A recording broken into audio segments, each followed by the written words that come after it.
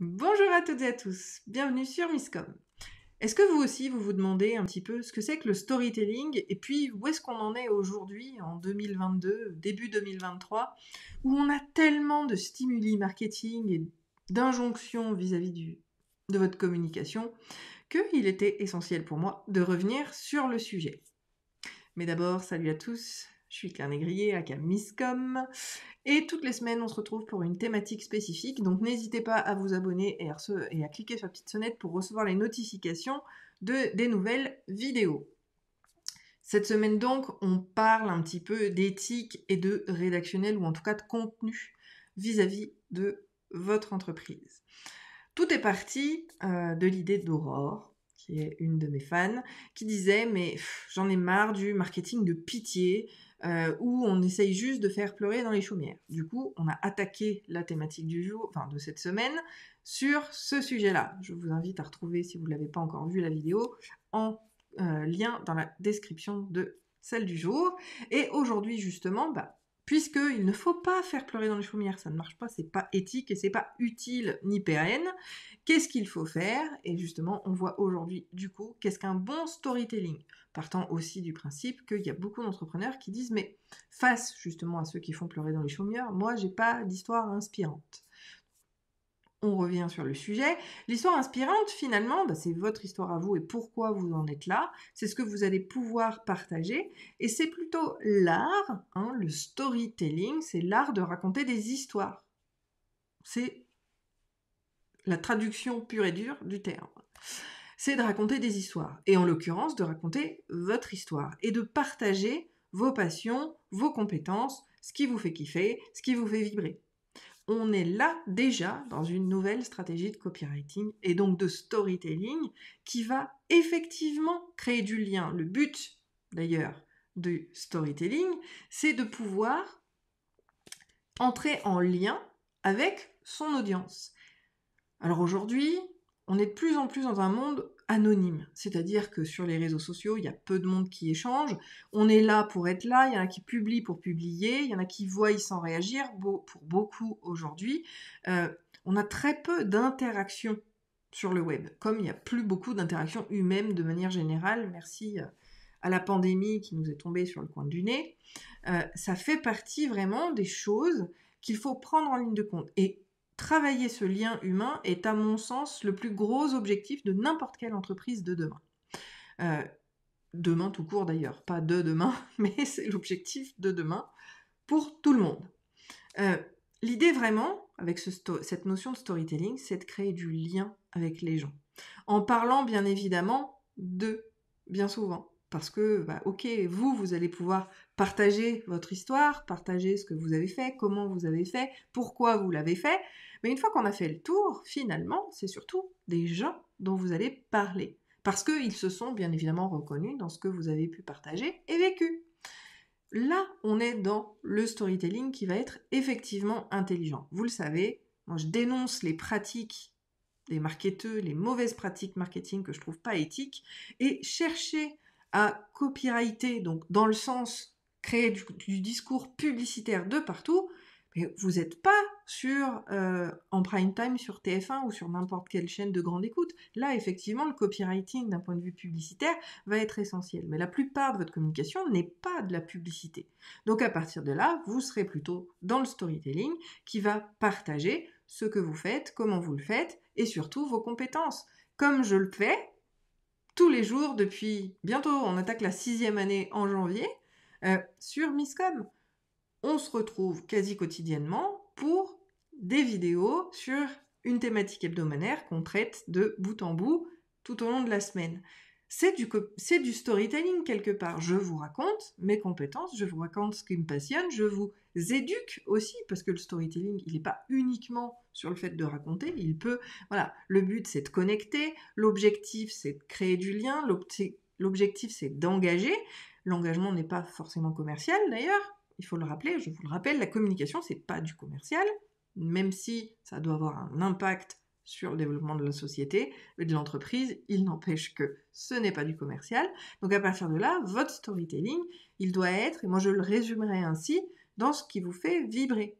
Si vous ne kiffez pas si vous n'appréciez pas, si c'est pas quelque chose qui vous fait vraiment vibrer et duquel vous êtes passionné, vous allez soit mal le raconter, soit le raconter sur un ton, en tout cas une vibration quelque part, qui ne rentrera pas en résonance avec les gens qui sont en face. Donc en fait, c'est tirer dans l'eau.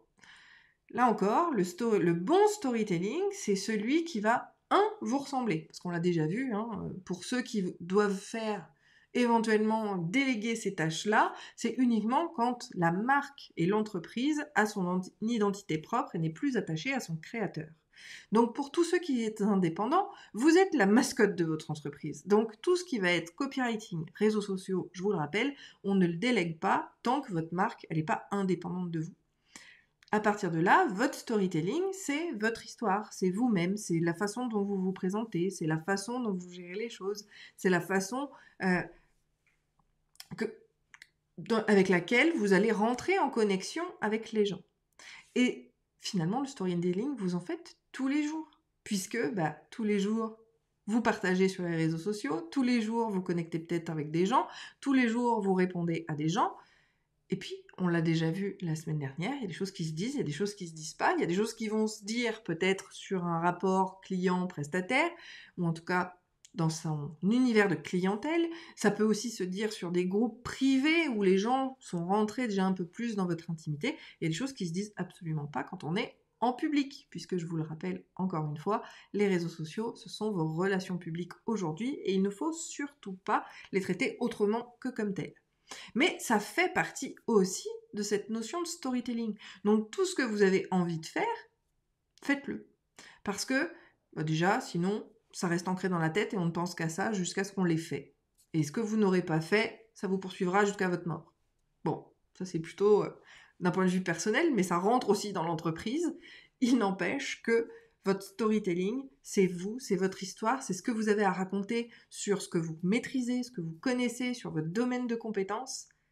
Et c'est tout ce qui vous passera par la tête. C'est d'ailleurs pour ça que, par exemple, moi, j'ai fini par créer les Dessous de Miscom, qui sont le podcast qui dénonce donc les pratiques marketing non éthiques. Mais parce que je l'avais en tête depuis trop longtemps, et si je le sortais pas, je me sentais pas bien. Et même s'il y a peu de monde qui l'écoute, quoique maintenant ça commence à se développer un petit peu, il n'empêche que il faut pouvoir l'assumer, etc. Mais si je l'avais pas fait, ça me tournerait toujours dans la tête. Et je vous assure qu'en tant que TDAH, c'est très compliqué d'en avoir trop là-dedans qui tournent en rond. Si vous êtes vous aussi TDAH ou un peu zèbre, HPI et compagnie, je vous invite à mettre un pouce en l'air à cette vidéo. Donc le bon storytelling, revenons-en à notre sujet, c'est vraiment celui qui va vous permettre de connecter avec les gens. Donc on parle effectivement de votre authenticité, on va parler également de souplesse et de ce que vous aimez vraiment faire. Encore une fois, un support de communication. Mettons les réseaux sociaux, puisqu'on est dans le digital sur Miscom. Si vous n'appréciez pas la plateforme, si vous n'aimez pas faire des vidéos, si vous n'aimez pas telle ou telle chose, ça ne sert strictement à rien parce que ce sera mal fait et ce ne sera pas fait dans une dynamique qui va attirer les gens, d'accord ? Si on est dans l'effort, ça ne marche pas. Donc l'idée, pour un bon storytelling, c'est déjà de vous mettre là où vous êtes confortable. Comme je le dis souvent, quand je vois tous ces gourous qui vous disent « il faut sortir de votre zone de confort », mais avant d'en sortir, déjà, commencez par l'exploiter à fond dans ses moindres recoins et vous n'aurez aucune difficulté d'en sortir quand vous en aurez fait le tour. Mais le problème, c'est qu'en général, même sa zone de confort, on ne l'exploite pas. Donc, premièrement, on va aller exploiter ça. Tout ce que vous maîtrisez, tout ce qui vous fait kiffer, tout ce que vous aimez faire, faites-le. Tout ce que vous avez envie de partager, que ce soit vis-à-vis de vos idées, que ce soit vis-à-vis de ce que vous pouvez voir auprès de votre audience, d'accord ? Donc, censé être de potentiels clients, vous allez rester à l'écoute de ce qu'ils disent, de ce qu'ils demandent, quels sont leurs freins, quelles sont leurs difficultés, et aller écrire, ou en tout cas créer des contenus qui vont être autour de leurs préoccupations. Au-delà de la problématique, ça peut être simplement des préoccupations. Parce que c'est ça qui vous permettra de rencontrer cette audience-là, et même de rencontrer de nouvelles personnes qui entreront dans votre environnement et dans votre audience. C'est le principe de nurturing content, où on est là pour répondre justement à tout ce que l'on peut voir d'intéressant vis-à-vis de notre audience. Et puis, c'est aussi pour vous un moyen de trouver des idées de sujets, des idées de contenu, qui soient payants ou gratuits, pour pouvoir vous permettre, d'être présent, tout simplement. Et le storytelling va vous aider, encore une fois, à connecter, à nourrir et à rester dans le quotidien, on va dire, des gens, si toutefois vous écrivez quotidiennement, pour pouvoir rester connecté avec son audience. Parce que l'idée, pourquoi est-ce qu'on parle de tout ce contenu ? Déjà, c'est pour être vu, parce que si vous n'êtes pas vu, vous n'existez tout simplement pas. Mais au-delà d'être vu, il faut créer ce lien avec les gens. Pourquoi ? Parce que le jour où ils auront besoin de vous, on a envie qu'ils pensent à vous pour être la solution à leurs problèmes. Et ça, en fait, ça ne se fait que par l'ancrage. C'est le principe sur un schéma de communication un peu old school et très grand public qu'on retrouve dans la communication répétitive. Si je reprends les 3 grandes familles de types de communication, la communication répétitive a fait fureur dans les années 80-90. Aujourd'hui, on la voit encore sur quelques publicités. Alors encore une fois, je vous prends des médias de grande écoute parce que c'est beaucoup plus simple et que souvent vous êtes de ma génération. La pub de Mercurochrome qui répétait 3 fois la même publicité et le même spot publicitaire 3 fois de suite pour travailler l'ancrage. Parce qu'aujourd'hui, le pansement des héros, tout le monde sait ce que c'est. C'est le principe d'ancrage. Parce que comme ça, dès lors qu'on va avoir un petit bobo, on va aller chercher son Mercurochrome ou en tout cas, voilà, sa marque avec le pansement qui va bien. Et c'était Mercurochrome, le pansement des héros, je crois, de mémoire. C'est la communication répétitive. Et donc, même si aujourd'hui elle est très old school, comme je le disais, et qu'on le voit de moins en moins, c'est en fait cette seule communication qui va permettre d'ancrer le nom d'une marque dans la tête des gens. Alors aujourd'hui, on n'est pas publicitaire, c'est ce que je reproche au copywriting aujourd'hui, on n'est pas dans cette notion de publicité, on est plutôt dans la notion de on doit nourrir notre audience en se positionnant comme crédible vis-à-vis de ce qu'on fait pour les convaincre qu'effectivement, le jour où ils ont besoin, ils vont acheter nos produits et nos services. Mais pour ça, il faut être présent quasi quotidiennement dans leur esprit, dans leur environnement pour s'assurer au maximum qu'effectivement, ils nous appellent. Parce qu'après, il y a encore, on l'a vu sur les biais cognitifs, le biais de confirmation qui fait qu'ils vous écoutent, mais finalement, ils iront acheter ailleurs. Ça, c'est le principe du libre arbitre, mais c'est une autre histoire. Mais le storytelling, il est là justement pour connecter, pour que les gens... en anglais, on appelle ça top of mind, et c'est un peu le summum et l'ultime résultat d'une bonne notoriété, c'est d'être la marque à laquelle on va penser en premier quand il s'agit d'un besoin. Par exemple, moi on me demandait quelle est la marque de couche qui vous vient en tête en premier. Généralement c'est Pampers, moi j'avais dit Peau douce, mais c'est ça, une marque top of mind, c'est celle qui vous sort c'est la marque à laquelle vous pensez qui sort en premier quand on vous pose la question. C'est l'objectif ultime de votre marque en termes de branding, c'est ce que vous devez rechercher, que les gens pensent à vous en premier pour vous assurer, encore une fois, d'avoir une communication efficace et des retours sur investissement vis-à-vis de cette communication-là. C'est ça. Si vous avez des questions sur le sujet, on a un peu dérivé, mais ça vient aussi du storytelling. On n'a pas besoin d'avoir d'histoire à raconter qui soit larmoyante. On peut tout simplement être inspirant pour les autres parce qu'on leur apporte des contenus qui vont solutionner leurs problèmes ou leurs questions. Tout simplement. Et c'est aussi ce que je fais sur Misscom. Donc ça peut être également sur n'importe quel type de support, que ce soit de la vidéo, de l'audio ou de l'écrit. Lâchez-vous à la fois la grappe et en même temps lâchez les chevaux, lâchez vos idées et simplement lancez-vous. C'est souvent le plus difficile à faire.